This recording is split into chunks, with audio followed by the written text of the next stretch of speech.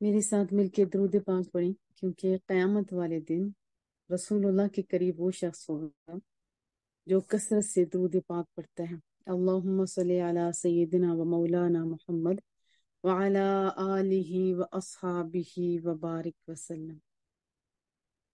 پچھلے سبق کے ساتھ اپنا تعلق قائم کر لیتے ہیں۔ ہم نے پچھلی دفعہ سورۃ الفاتحہ پڑھا تھا، اس میں دو چیزیں جس کی مزید وضاحت کی مجھے حاجت محسوس ہوئی۔ ایک یہ کہ پہلے جو آیت میں لفظ ہے نا، الحمدللہ رب العالمین، یعنی تمام جہانوں کو پالنے والا، کھلانے والا۔ اب رب پہ ہم نے توجہ دینی ہے، کیونکہ انسان تو کجا آپ کون کر سکتے انسانوں کو؟ نہیں، ہر ایک کھا رہے، کھا کے سوتے۔ لیکن اگر پرندوں کو ہی دیکھا جائے، جیسے ہنس ہے وہ سچے موتی کھا کے سوتے ہیں، اگر کوئی امیر بندہ جو صبح سے رات گئے تک وہ کماتا بھی ہے اور جائیدادوں کا مالک ہے، اسے سچے موتی کھانے پڑے تو کیا وہ کھا سکتے ہیں؟ نہیں۔ تو کیا حقیقت میں کھلانے والا کون ہے؟ اللہ کی ذات۔ اور حضرت مریم کا معجزہ تو آپ جانتے ہیں نا، بند کمرے کے اندر بے موسمی پھل آیا کرتے تھے۔ اب کسی مرد کا بھی یہ واقعہ آ سکتا تھا، لیکن عورت کا ہی کیوں؟ مجھے لگتا ہے اس لیے کہ عورتوں کو زیادہ پیسے کی تڑپ اور طلب ہوتی ہے، اور ان کے اندر ہر وقت یعنی پتہ نہیں اب ہے تو شام کا کیا ہوگا والی بات ہے۔ تو جو اللہ حضرت مریم کو بند کمرے میں دے سکتا ہے، تو ہم اللہ کے ساتھ لگیں، کیا ہمیں نہیں دے سکتا؟ وہ یقیناً ہمیں دے سکتے ہیں۔ اب دیکھیں، عالمین کہا، تمام جہانوں کو، اسی طرح مچھلیاں دیکھیں، ہر چیز کو تو رب کھلا رہے، ہمیں بھی وہی دیتا ہے۔ تو ہمارا ٹوٹلی جو توجہ کا مرکز ہے کون ہونا چاہیے؟ اللہ کی ذات۔ پھر جو تیسری آیت تھی، مالک یوم الدین، اللہ روز جزا کا مالک ہے۔ تو کیا اللہ آج کا مالک نہیں ہے؟ آج کا بھی ہے، جمعے کا دن بھی، یوم عرفہ کا بھی ہے، اور اسی طرح 27 رجب کا بھی ہے، 15 شعبان کا بھی ہے، اور لیلۃ القدر کا بھی وہی مالک ہے۔ تو اللہ نے یہاں کیوں روز جزا کا لکھا؟ کیونکہ سارے دنوں میں سے بڑا دن جس میں ساری مخلوق بھی اکٹھی ہوگی اور جزا اور سزا کا یعنی ریزلٹ والا ڈے ہوگا، اس دن کا یہ تعارف اس لیے ہمیں سمجھایا، اور یہ ہمارا دستور بھی ہے دنیا کا، کہ جب ہم کسی انسان کا تعارف کرواتے ہیں تو اس کی جو بہترین ڈگری ہوتی ہے اس کو پرومیننٹ کیا جاتا ہے۔ اب رسول اللہ صلی اللہ علیہ وسلم کا جب تعارف کروایا جائے تو میں آپ سے ضمناً یہ بھی کہوں گی، وہ بشر ہیں، اس میں کسی کا کوئی اختلاف نہیں، لیکن افضل البشر ہیں۔ ایک طرف آپ کہتے ہیں کہ کوئی مومن نہیں ہو سکتا، محبوب کی حدیث طیبہ ہے نا، کہ جب تک کہ رسول اللہ کا فرمان میں بندے کو اس کی جان، مال، عزت آبرو سے زیادہ پیارا نہیں ہو جاتا، وہ تو مومن ہی نہیں ہوتا۔ اب دوسری سائڈ پہ آپ اس طرح تعریف کریں کہ بندے کے دل میں وہ محبت جاگے نا، تو کیا اس کا حق ادا کریں؟ نہیں، آپ اپنے بچوں کے سامنے اسپیشل ایسی تعریف کریں جو قرآن کریم میں، ایسی تعریف کریں جو احادیث طیبہ کے اندر ہے، کہ ہمارے محبوب وہ تھے جو انگلی کے اشارے سے چاند کو بھی ٹکڑے کر سکتے تھے اور سورج واپس لوٹا سکتے تھے ہاتھوں کے اندر سے باذن اللہ۔ 1500 پانی بندے پی رہے ہیں، ایسا پانی، یہ بھی تو معجزہ ہے نا محبوب کا۔ پھر آسمانوں پہ رب سے ملاقات ہوتی ہے اور وہاں تک جا پہنچتے ہیں جہاں پہ فرشتہ جا بھی نہیں سکتا۔ تو پھر جب یہ حدیث طیبہ سنائیں گے نا کہ جان، مال، عزت آبرو سے پیاری چیز کیا ہے، وہ نہیں محبوب چاہیے، تو پھر بندہ کہے گا ہاں مجھے رسول اللہ سے بہت زیادہ پیار ہے۔ کیونکہ صحابہ نے تو حق ادا کیا، جب وضو کا پانی نیچے نہ گرنے دیتے ہوں، کہ ایک ایک آواز پہ اپنے گھر والوں کو چھوڑ دیتے ہوں، جان، مال، عزت آبرو ہتھیلی پہ رکھ کے کھڑے ہوں، ان سے بڑھ کے کون محبت کر سکتا ہے؟ تو آج انشاءاللہ تعالی سورۃ البقرہ ہم لوگ پڑھیں گے۔ مدنی سورہ مبارکہ ہے، 40 رکوع ہیں اور 246 آیتوں پر مشتمل سورۃ البقرہ۔ اب بقرہ گائے کو کہتے ہیں، تو اس میں گائے کا ایک تذکرہ موجود ہے، وہ ہم انشاءاللہ خاص طور پر پڑھیں گے، جو آیت نمبر 67 اور 73 میں موجود ہے۔ وہ بنی اسرائیل کی گائے تھی اور کیسے وہ بندہ مرا، وہ بھی ہم انشاءاللہ اس میں پڑھیں گے۔ اس کے فضائل بھی زیادہ ہیں، اور چند ایک آپ کو بتا دوں۔ حضرت ابو امامہ باہلی رضی اللہ تعالیٰ عنہ سے مروی ہے، رسول اللہ صلی اللہ علیہ وسلم کا فرمان، قرآن کریم کی تلاوت کیا کرو، کیونکہ وہ یعنی قرآن کریم قیامت کے دن اپنی تلاوت کرنے والوں کی شفاعت کرے گا۔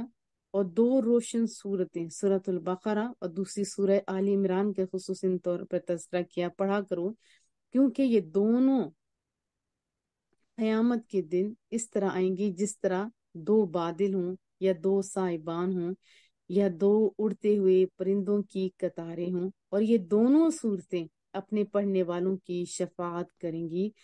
فرمایا سورہ بقرہ پڑھا کرو، کیونکہ اس کو پڑھنے والے میں برکت ہے، اور نہ پڑھنے میں ثواب سے محروم رہ جانے پر حضرت ہے، اور جادوگر اس کا مقابلہ کرنے کی طاقت نہیں رکھتے۔ سورۃ البقرہ میں بھی ایک واقعہ موجود ہے، اور ہاروت اور ماروت وغیرہ، اس کے علاوہ جادو کا بھی تذکرہ ہے، لیکن یاد رکھیں یہاں جیسے حدیث طیبہ میں فرمایا کہ جادوگر اس کا مقابلہ کر ہی نہیں سکتے۔ آج رسول اللہ کی امت کس کے پیچھے دوڑی؟ جادوگروں، تو کتنا دکھ کا مقام ہے، یہ لمحہ فکریہ ہے نا۔ یاد رکھیں کہ 2 نمبر چیز میں وہ طاقت نہیں ہوتی جو 1 نمبر چیز میں ہے، اور 1 نمبر جادو ہے یا قرآن؟ یقیناً آپ کہیں گے قرآن کریم۔ تو جب 1 نمبر میں زیادہ طاقت ہے تو پھر 2 نمبری چیزوں کے پیچھے جانا یہ کہاں کی دانائی بنتی؟ اور یہ حدیث طیبہ مسلم شریف کی تھی جو میں نے آپ کو سنائی۔ حضرت ابو ہریرہ رضی اللہ تعالیٰ عنہ سے مروی ہے، رسول اللہ کا فرمان صلی اللہ علیہ وآلہ وسلم فرمایا کہ اپنے گھروں کو قبرستان نہ بناؤ، یعنی اپنے گھروں میں عبادت کیا کرو، اور شیطان اس گھر سے بھاگتا ہے جس میں سورہ بقرہ کی تلاوت کی جاتی ہے۔ یہ بھی مسلم شریف کی حدیث طیبہ ہے۔ حضرت ابو مسعود سے مروی ہے رضی اللہ تعالیٰ عنہ، رسول اللہ صلی اللہ علیہ وآلہ وسلم کا فرمان، جو شخص رات کو سورہ بقرہ کی آخری 2 آیتیں پڑھ لے گا۔ کتنی آیتیں؟ 2 آیتیں۔ کتنا ٹائم لگتا ہے؟ تھوڑا سا، تو وہ اسے ناگہانی مصائب سے کافی ہوں گی۔ بحوالہ بخاری شریف۔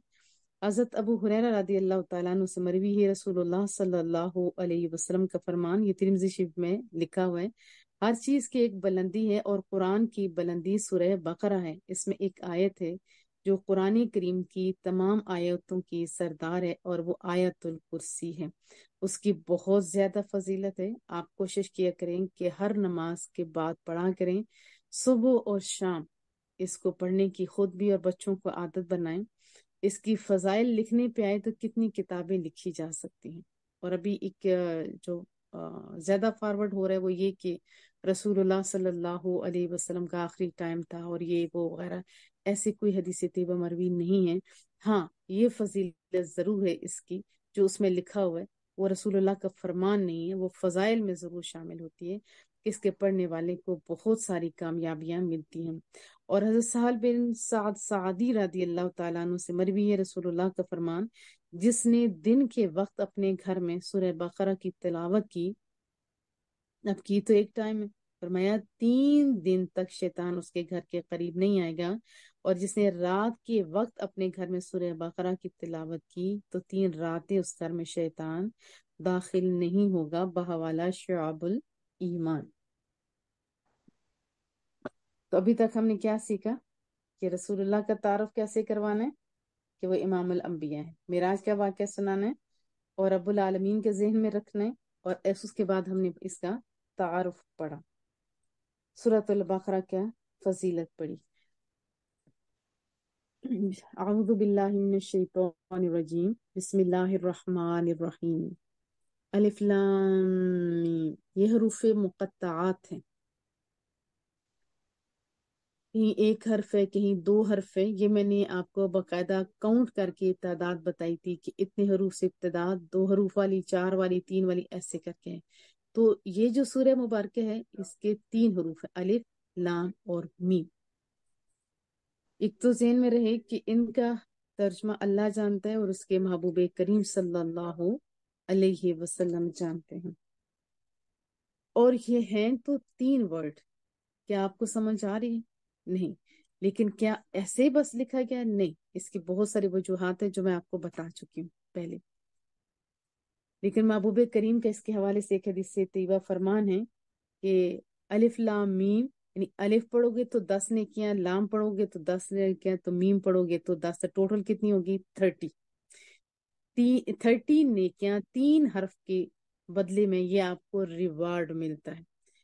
तो यहाँ से तो एक इत्मीनान वाली सनद भी मिल गई कि जो तराजिम नहीं जानते, वैसे तो कोशिश करनी चाहिए, तर्जमे की तरफ तवज्जो होनी चाहिए, सीखना चाहिए, समझना चाहिए, क्योंकि उसकी फजीलत है, इसमें कोई शुबे वाली बात नहीं। लेकिन बगैर समझे अगर आप पढ़ते हो तो तब भी आप खाली नहीं रहते, तब भी खाली आप नहीं रहते। जब 30 नेकियां इसकी हैं तो पूरा कुरान करीम आप पढ़ के तो देखें कितने ज्यादा हरूफ है, एक एक हर्फ पे इतनी ज्यादा फजाइल और चीजें। और मैं जब कुरान करीम को सामने देखती हूँ ना, मैं आपको अपना बताऊं तो मेरे जहन में आता है कि मालिक, इतनी जामिया किताब, जिंदा बंदा पढ़े तो इसका फायदा पाता है, पढ़ के किसी को फूंके तो उसके ऊपर फायदा होता है, रिस्क के लिए पढ़े तब उसको फायदा होता है, और मरने वाले ने जिंदगी में पढ़ा हो तो मरने के बाद उसको फायदा है, मरने वाले के लिए इंसान जिंदा पढ़े तो उसको फायदा है ना फायदा। वो एक स्टिक वाली बात याद है महबूब करीम की, वो भी मुझे याद आया कि एक कब्र के अंदर अजाब हो रहा था, तो एक स्टिक तोड़ी और 2 कब्रों के ऊपर रखी, फरमाया जब तक ये ग्रीन रहेगी, अल्लाह के जिक्र में ये रहेगी, जब तक ये ग्रीन रहेगी तब तक इस कब्र वाले को अजाब नहीं होगा, तखफीफ होगी, कमी होगी। तो 2 चीजें पता चली कि अल्लाह के जिक्र से अजाब में भी तखफीफ होती है, और दूसरी ये कि अल्लाह की हम तो मुसलमान है ना, इंसान है, इंसानों के अलावा चीजें भी अल्लाह के जिक्र में मशगूल होते हैं। एक तो नहीं, बहुत सारी चीजें, आप बोलने पे बैठोगे तो बहुत लंबी बात हो जाएगी, शार शार से बता दूं। फिर रसूल अल्लाह का फरमान है ना, इस पत्थर के पास से मैं गुजरता था, ये मुझे सलाम कहता था, ये ओहद का पहाड़ मुझसे मोहब्बत करता है, मैं इससे प्यार करता हूँ। अल्लाह अकबर। जालिका, ये ज़ीशान किताब, जालिका जो लफ्जी माना है, इसका माना होता है वो, इसमें इशारा है ना, मुशार अलैहि के लिए इस्तेमाल होता है जो दूर हो, लेकिन ऐसे मुशार अलैहि के लिए भी इस्तेमाल होता है जो हिसन तो नजदीक हो, यानी सामने पड़ा हो, नजदीक हो, जो हमारी पहुंच के अंदर हो, लेकिन अपनी शान और रुतबा के एतबार से बहुत बुलंद हो और दस्तरस से दूर हो। तो इसलिए तराजम के अंदर लिखा होता है, यानी कुर्बी हिस्सी और बौद्ध रुतबी दोनों का लिहाज रखते हुए, ये दी शान किताब, ये शानों वाली किताब। एक मिसाल से समझते हैं, हमारे घर में कोई बंदा आता है या किसी से रिश्ता होता है तो हम लोग कहते हैं ये वो लोग हैं जिनका ये काम, पास बैठे हुए होते हैं, ये हमारा भी तरीके है ना। तो ये सामने है किताब, फरमाया ये इसको आम किताब नहीं, ये बड़ी शानों वाली किताब है। अब कुरान करीम को स्पेशल कहा गया, ये किताब, ये कुरान करीम, कुरान में आपको बताऊं, कुरान का जाती नाम कुरान है, जैसे अल्लाह का जाती नाम अल्लाह और रसूलुल्लाह सल्लल्लाहु अलैहि वसल्लम के जाती नाम जो है मोहम्मद है। बाकी सारे तो सिफाती नाम है, जैसे कुरान के बहुत सारे सिफाती नाम मौजूद हैं।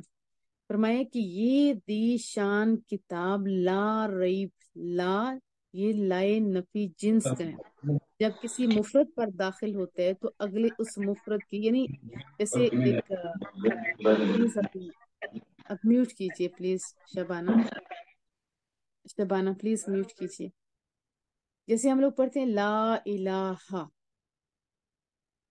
अगले देखिए तमाम इलाहों की नफी होगी कि कोई और इला नहीं सिवा एक अल्लाह के।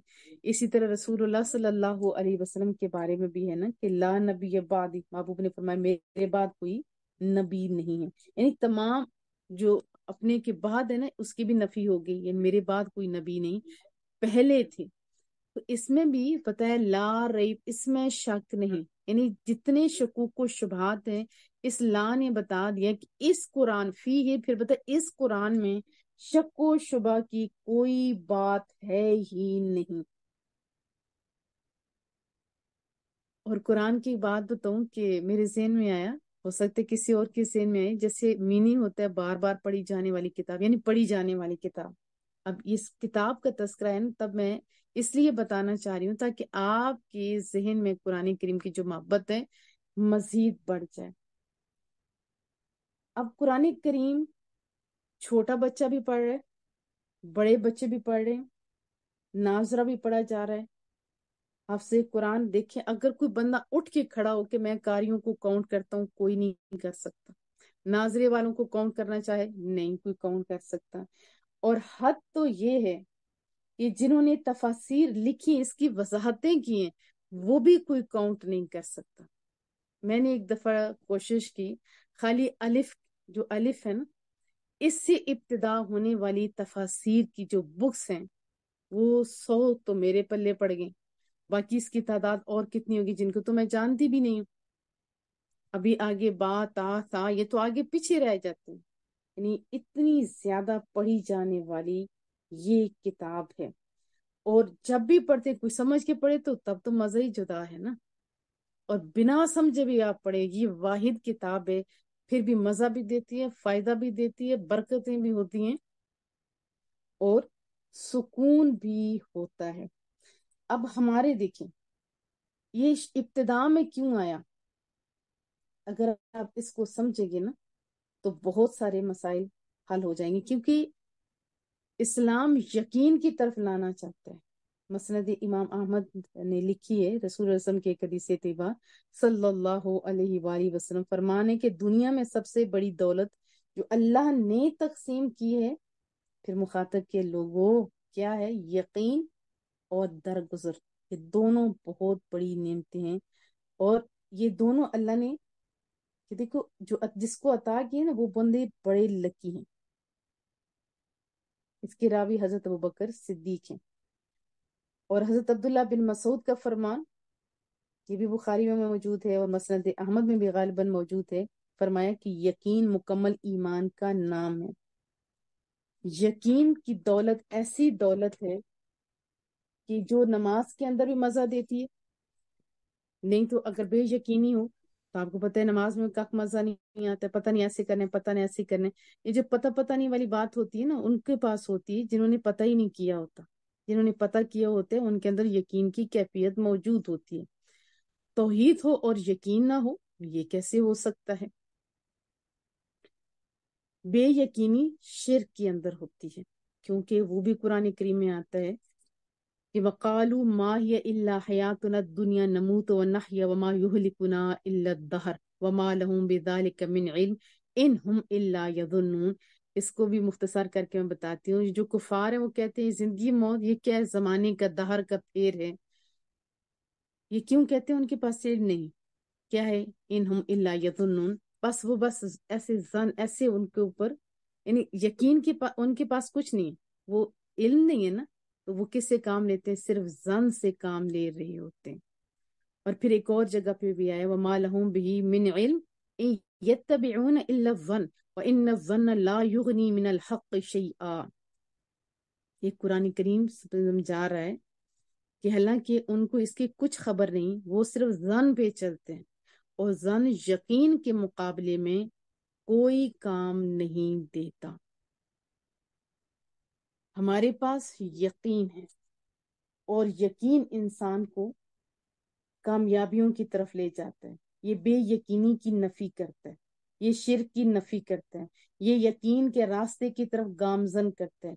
यकीन की दौलत कहाँ से मिलती है? कुरान और सुन्नत से। दीन के रास्ते से यकीन मिलता है। और हमारे अंदर यकीन होना चाहिए। राइट लेफ्ट ये गूगल सरकार बता रही, यूट्यूबर बता रहे, नहीं। हमने दीन अल्लाह और उसके रसूल से सीखना है। जब हम पढ़ते पढ़ाते जाएंगे, सीखते जाएंगे ना, तो फिर कामयाबियां होंगी। फिर प्लानिंग अपनी बाहर तौर पर होना चाहिए, तो फिर यकीन के साथ चलते जाएं। और यकीन आपको कभी भी रास्ते में नहीं छोड़ेगा, वो मंजिल तक लेके जाएगा। ये जो प्रोपेगेंडा शुरू से करते हैं ना और कयामत तक करते रहेंगे, वो कौन से लोग हैं? वो सिर्फ ज़हनों के अंदर शुबा डालने वाले। तो हमें सोबतें भी अच्छी रखनी चाहिए, अच्छे दीनदार लोगों का साथ भी रखना चाहिए। और आपको पता है, अभी तो जिसके ऊपर ये पढ़ा रहा है, ये दीन का ठप्पा ला के उसके पास कुछ भी नहीं होता, बस वो पढ़ा रहा है। नहीं, यकीनी इल्म हमने लेना है, और कामयाबी सिर्फ यकीन के अंदर है। इसी वजह से आप देखिए, दूसरे गैर मुस्लिम हर रोज आप देखते हैं ये मुसलमान हो गया, ये मुसलमान हो गया, तो कहते हैं क्या हुआ, इसकी मर्जी थी। क्योंकि वो बेयकीनी से इधर आए ना। یقین کی طرف. جبکہ اسلام میں اگر کوئی بندہ اسلام سے کفر کی طرف جاتا ہے تو بڑی سخت سزا ہے، مرتد اسے کہتے ہیں. کیوں ادھر کیا؟ ادھر سے آئے تو بے یقینی تھی، یہاں یقین سے گیا تو پھر سزا بہت بڑی ملے گی، وہ گمراہ ہو گیا. تو ہمارے پاس یقین ہونا چاہیے. اور کیونکہ میں آپ کو اس لیے یہ بتا رہی ہوں کہ بہت سارے مسائل سے آپ جان چھڑا لیں گے. ہمارے پوچھتے ہیں کہ پتہ نہیں سال ثواب کرنا چاہیے نہیں کہ کیوں بھائی؟ قرآن و سنت سے ثابت ہے کیوں نہیں کرنے چاہیے. ذکر مصطفیٰ کیوں نہیں کرنا چاہیے؟ رسول اللہ نے صلی اللہ علیہ وسلم خود کیا، صحابہ کرام نے اجمعین نے کیا، لمحہ لمحہ کیا، صالحین نے کیا، علم والے لوگوں نے کیا. اس کے علاوہ بہت ساری ایسی چیزیں ہیں. آپ کو یقین، علم حاصل کریں گے تو پھر کامیابیاں ہوں گی. تو یقین ہے ہمارے پاس، بے یقینی تو ہے ہی نہیں. آپ کے پاس اگر یقین نہیں تو پھر یہ آپ کا قصور ہے. کیونکہ یہ دیکھیں قرآن کریم کے الفاظ میں یہ نہیں فرمایا لا یراب فی، کہ اس میں شک نہیں کیا جاتا. کیونکہ اس پر شک و شبہ کی گرد اڑانے والوں کی پہلے بھی کمی نہیں تھی، اب بھی کمی نہیں. کوئی بھی شک ڈال سکتا ہے نا ایسی بات. لیکن فرمایا ڈال تو وہ سکتے ہیں نا وہ، لیکن پڑے گا کن پہ اندر؟ جو خود خالی ہوں گے. قرآن تو ایسی چیزیں لا ریب فی، اس میں تو روشن دلائل ہیں، تاریخی واقعات بھی اتھینٹک ہے، پیشن گوئیاں بھی ٹھیک ٹھاک ہیں. اس میں کوئی ایسی چیز نہیں جو بندے کو شک میں ڈالے. ہاں کوئی یرکان کا جیسے مریض ہوتا ہے، اس کو تو ہر چیز پیلی پیلی نظر ہے، آنکھوں سمیت اس کی آنکھیں بھی پیلی، ہر چیز بھی پیلی، تو یہ اس کی آنکھوں کا قصور ہوتا ہے، باقی ہر چیز تو ٹھیک ہوتی ہے. تو یہاں فرمایا لا ریب فی، اس قرآن کریم میں کوئی شک نہیں ہے. ہدن، یہ ہدایت ہے. للمتقین، کس کے لیے؟ جو تقوی اختیار کرتے ہیں، پرہیزگاروں کے لیے. یہ ہدی للناس بھی یاد رکھے، تمام انسانوں کے لیے، لیکن زیادہ فائدہ کون اٹھاتے ہیں؟ جو متقین ہوتے ہیں. اور تقوی، یہ آپ کو پتا ہونا چاہیے کہ نفس کو ہر ایسی چیز سے محفوظ رکھنا جسے ضرر کا اندیشہ، اور لغت میں اس کا یہ معنی ہے، اور عرف میں کہتے ہیں ہر گناہ سے اپنے آپ کو بچانا. اور سادے لفظوں میں کہا جاتا ہے کہ تیرا رب تجھے وہاں نہ دیکھے جہاں سے اس نے تجھے روکا ہے، اور اس مقام سے تجھے غیر حاضر نہ پائے جہاں حاضر ہونے کا اللہ نے حکم دیا. یہ ہوتا ہے تقوی. تو جو تقوی والے لوگ ہیں وہ زیادہ فائدہ قرآن کریم سے حاصل کرتے ہیں. یہ اس کا ریوارڈ سمجھے، جو ہم نے پڑھا تھا نا سورۃ الفاتحہ کے اندر، اہدینا الصراط، جو جنہوں نے ترجمہ سمجھا وہ ہوتے ہیں، ان کو پتا ہوتا ہے ہم نے اللہ سے مانگا تھا اہدینا، تو اللہ کہتے تو اے تم سیدھا راستے مانگنے والو، اے متقین لوگو، تمہارا اس بار یہ ہونا چاہیے. اور اینڈ میں فرمایا تم فلاح والے لوگ. اور قرآن کریم یاد رکھیں کہ طالب علم کے لیے تذکرہ ہے، کامل اولیاء، کامل ولی ان کے لیے تبصرہ ہے. تبصرہ یعنی بصیرت ہے، عبرت کی چیز ہے. اس سے عوام بھی فائدہ اٹھا سکتے ہیں اور خواص بھی فائدہ اٹھا سکتے ہیں. اور کعب بن احبار، ان کا بہت سارے لوگوں نے مجھ سے پوچھا کیا وہ صحابی تھے؟ وہ صحابی نہیں تھے، وہ تابعی تھے. رسول اللہ کے دور اقدس میں وہ تھے، لیکن صحابی وہ ہوتے ہیں جو حالت ایمان میں رسول اللہ کو اپنی آنکھوں سے دیکھا ہو. انہوں نے دیکھا ہوا تو تھا لیکن کلمہ ان کے مقدر میں بعد میں آیا. حضرت عمر علم کی بہت قدر کرتے تھے اور علم والے لوگوں سے باتیں پوچھا کرتے تھے. انہوں نے پوچھا تھا کہ کعب بن احبار، وہ جانتے تھے، بڑا نالج تھا ان کے پاس، بتاؤ تو صحیح تقوی کیا ہے. تو انہوں نے مثال سے سمجھایا کہ اے عمر، کیا تم کبھی جھاڑی والے رستے سے گزرے ہو؟ ہاں میں گزرا ہوں. کیسے گزرے ہو؟ ایسے دامن بچا بچا کے. تو فرمایا یہی تو تقوی ہے، یعنی ہر برائی سے بچتے بچتے اپنے رستے کو سیدھا کرتے کرتے منزل تک پہنچ جاؤ. اور آج دیکھیں کہ ہمارے ہاں بہت پریشانی ہے، جیسے کئیوں کو نفس، اسی طرح شیطان، اور دین والے لوگ بھی کھینچ رہے ہیں. یہ ایک بھی قرآن رکھا ہوا، کسی نے یہ چیز رکھی ہے، یہ غلط ہے، وہ غلط ہے، اور استغفر اللہ بھی تو تانے، اور پتہ نہیں کیا کچھ ہو رہا ہے. اللہ پاک سمجھ عطا فرمائے. تو ابھی تو ہر ایک سے بچتے بچتے ہم نے کدھر جانا ہے؟ آخرت کی طرف، اللہ کی طرف، ایمان کی طرف. پہلی چیز ہے ایمان. حضرت عبیدہ بن جراح تھے، بعد میں ایمان بھی لے کے آئے. ایک واقعہ میں سنا، ایک آدمی آیا، اس نے کہا ایمان نہیں تھا. اور میں رسول اللہ آپ کے ساتھ جہاد کرنا چاہتا ہوں، تو رسول اللہ نے واضح فرمایا کہ جہاد بھی تب تم کرو گی جب تمہارا ایمان صحیح ہوگا۔ تو پتہ چلا سب سے پہلے ایمان، باقی چیزیں بعد میں، ٹھیک ہے، باقی چیزیں بعد میں، اعمال پہلے، باقی چیزیں بعد میں۔ جب جہاد بڑی چیز ہے، فرمایا نہیں پہلے ایمان۔ چاہے اور آج کا دور دیکھیں، کیونکہ بہت سارے لوگ ہیں جیسے قادیانی اور بہت کچھ، تو ہمارے علماء نے لکھا قرآن و حدیث کی روشنی میں کہ اگر کوئی کہے کہ ہم ہماری جیسی نماز پڑھتے ہیں لیکن وہ نبی کو آخری نبی نہ مانے، تو وہ ہمارے جیسا نہیں ہوگا، وہ ماں ٹکرے مار رہا ہو، نماز روزہ سب کچھ کرے، یہ دیکھیں ایمان نہیں تھا تو جہاد رسول اللہ نے نہیں اجازت دی۔ اور رسول اللہ کا فرمان ہے مسلم شریف کی حدیث سے طیب ہے، تم اس وقت تک جنت میں جا نہیں سکتے جب تک ایمان نہیں ہوگا، تم ایمان والے نہیں ہو سکتے جب تک تم سب کی آپس میں محبت نہیں ہوگی۔ یہ بھی ایک پہ نہیں، بہت ساری احادیث میں مسلم میں ترمذی میں یہ لفظ ہے، بہت ساری چیزیں آپ کو لوگ بتاتے رہتے ہیں۔ تو یہ دیکھیں قرآن کیا کہتے ہیں، قرآن کہتے ہیں تم ایمان والے بھی نہیں ہو سکتے جب تک تم آپس میں محبت نہیں کرتے ہو۔ ابھی کہاں محبت ہے، ابھی تو ڈھونڈنے سے نہیں مل رہی، لمحہ فکریہ ہے۔ اگر ہم نے جنت میں جانا ہے تو پھر آپس میں محبت بھی کرنی ہوگی۔ تو بہرحال اللہ تعالیٰ نے سونے انداز میں فرمایا کہ یہ جو قرآن ہے یہ ذی شان کتاب ہے، اس میں کوئی شک نہیں، یہ متقین کے لیے ہدایت ہے۔ اب متقین کی صفات، الذین یؤمنون بالغیب، وہ جو ایمان لائے غیب پر۔ غیب، ایمان کہتے ہیں محکم یقین کو، اور غیب وہ چیز ہوتی ہے جو ظاہری حواس کی رسائی سے بھی بلند ہو اور عقل کی سمجھ سے بالا تر ہو۔ جیسے وہی فرشتے ہمارے پاس ہیں دو، کیا ہم نے دیکھے؟ نہیں، رسول اللہ نے بتائے۔ قیامت، جنت، دوزخ، خود ذات باری تعالیٰ، یہ ساری چیزیں ہمیں کیسے پتہ چلی؟ آنکھوں سے دیکھی، عقل سے سمجھی نہیں، ایک ہی ذریعہ، وہ نبی کی ذات گرامی ہے۔ تو غیب کی اوپر ایمان لانا اولین شرط۔ تو یہاں سے پتہ چلا کہ نبی کی بتائی ہوئی ہر چیز کو سچا جانا، محبوب کے فرمودات کے مفید اور نفع مند ہونے پر پکا یقین، تمام رکاوٹوں کے باوجود ان سنتوں پر عمل کرنے پر آمادہ ہو۔ اعتماد اور اطاعت کا یہ مقام جب تک میسر نہیں ہوگا اس کو قرآن پھر فائدہ نہیں دے سکتا۔ بے یقینی اور تذبذب کی یہ کیفیت سارے اعمال کو ضائع کر دیتی ہے۔ سن اے تہذیب حاضر کی گرفتار، غلامی سے بدتر ہے بے یقینی۔ پہلی شرط کیا ہے؟ وہ لوگ جو غیب پر ایمان لائے۔ دوسری شرط وَيُقِيمُونَ الصَّلَاةَ، اور نماز کو وہ صحیح صحیح ادا کرتے ہیں، اور صحیح جنہوں نے ترجمہ کیا وہ کہتے ہیں قائم کرتے ہیں۔ قائم،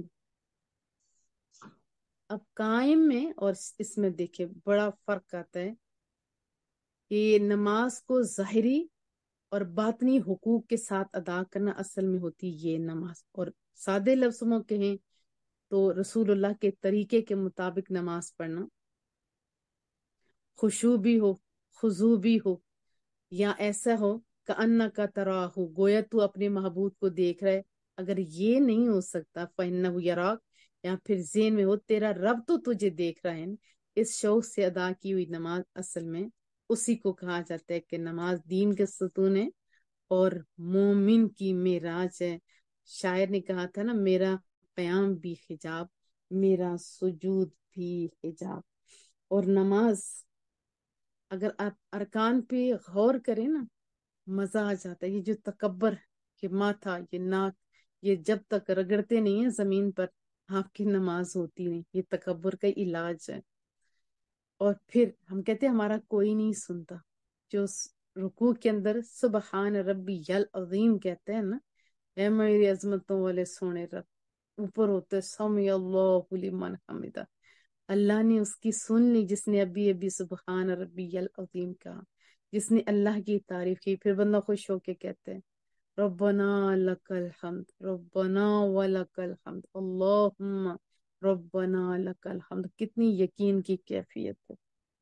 اور نماز وہ شان ہے کبھی امام کی، آپ دیکھیں امام چاہے کم عمر ہی کیوں نہ ہو، اتنی بڑی جماعت کو اللہ اکبر کر کے وہ نیچے گرا دیتا وہ سجدے کے اندر، نماز پڑھانے والے بھی شانوں والے۔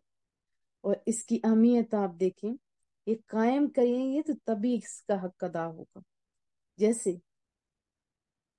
حدیث طیبہ میں رسول اللہ صلی اللہ علیہ وسلم نے دیکھا تھا ایک آدمی کو نماز پڑھتے ہوئے، جلدی جلدی اس نے پڑھی، ابو نے فرمایا تو نے نہیں پڑھی، اب وہ بھی ایسا بحث کرنے والا نہیں تھے، وہ پیارے لوگ تھے، اچھا محبوبہ دوبارہ پڑھنے چلے گئے، آپ کی نماز نہیں، تیسری دفعہ پھر چلے گئے، آخر میں رسول اللہ نے فرمایا کہ ابھی بھی تمہاری نماز نہیں ہوئی، تو عرض کرنے لگے یا رسول اللہ مجھے جتنی آتی تھی میں نے تو ایسے ادا کر دیا، آپ مجھے سکھا دیجیے۔ پھر سکھائی رسول اللہ صلی اللہ علیہ وآلہ وسلم، یہ تڑپ پیدا ہوئی نا۔ اور جو بڑے بڑے صوفیاء کہتے ہیں، وہ کہتے ہیں مراقبہ ہے یہ نماز، اس سے بڑا کوئی ہے ہی کوئی نہیں، اسپیشلی سجدے میں۔ تو نماز کے اوپر آپ توجہ دیں، اس کی اہمیت کا آپ اندازہ کیجئے کہ حالت جنگ میں بھی یہ معاف نہیں ہے۔ قرآن کریم کھول کے دیکھیں، اس کے اندر لکھا ہوا ہے نماز کا طریقہ بدل گیا، ایک تلوار اٹھا کے کھڑے ایک سجدہ کر رہے، پھر اس کی جگہ وہ کھڑا ہے وہ دوبارہ، یعنی نماز اور جماعت کی بھی اہمیت دیکھیں۔ جو حالت جنگ میں معاف نہ ہو تو پھر عام روٹین میں کیا شادیوں میں معاف ہوگی؟ نہیں۔ پھر اتنے پیسے لگا کے جاتے ہیں، طواف کر رہے ہوتے ہیں، عمرہ سے یہ سب آپ نے دیکھا، جب نماز کا ٹائم ہوتا ہے طواف رک جاتا ہے، طواف، اس سے بڑھ کے اس کی اہمیت کا اور کیا بتایا جائے۔